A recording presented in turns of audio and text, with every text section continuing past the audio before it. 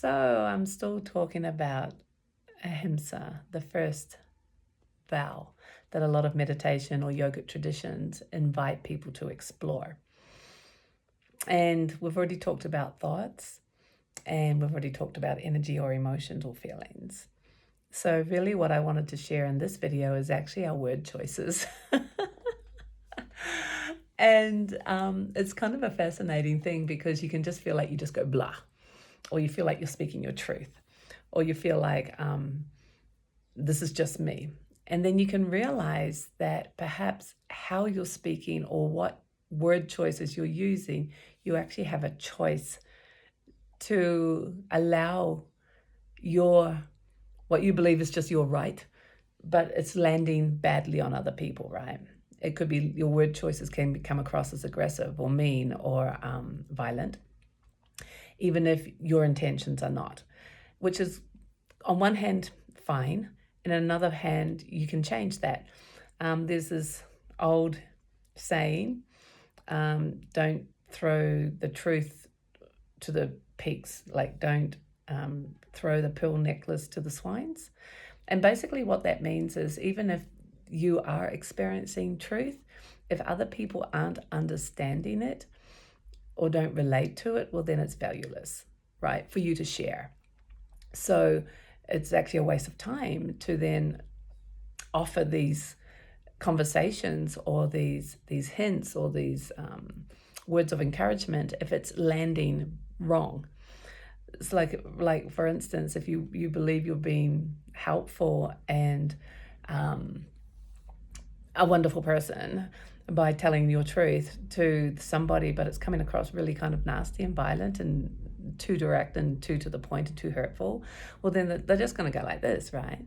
So even if your intentions were pure and your word choices are what is in there to say, you have to consider changing your words, changing how you approach it, changing what you do with it, right? And that's not being weak or fluffing it up or backing down on what's there to be said.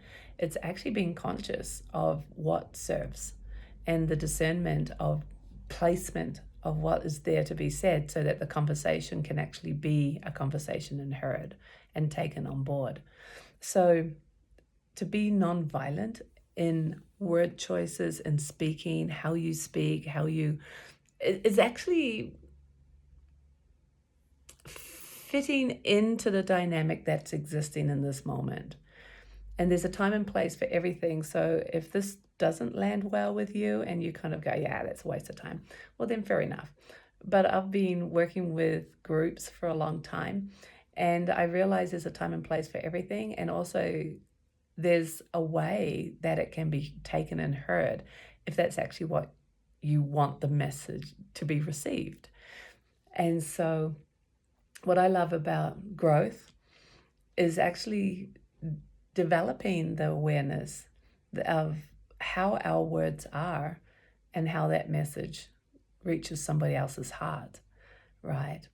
And sometimes it's a learnt thing because we're maybe so used to just going there, or we think we have the right to say it the way we are, or the energy is just up right now, so here I go, I'm going to say what's there. If you just waited, the same things could be said, but without the investment of kind of like, putting someone down. Anyway, violent word choices, violent communication is something that we can change. And just to be aware of who you are and how you are in the moment can be a very beautiful thing for you to look at. I don't know if that came out right. I hope so.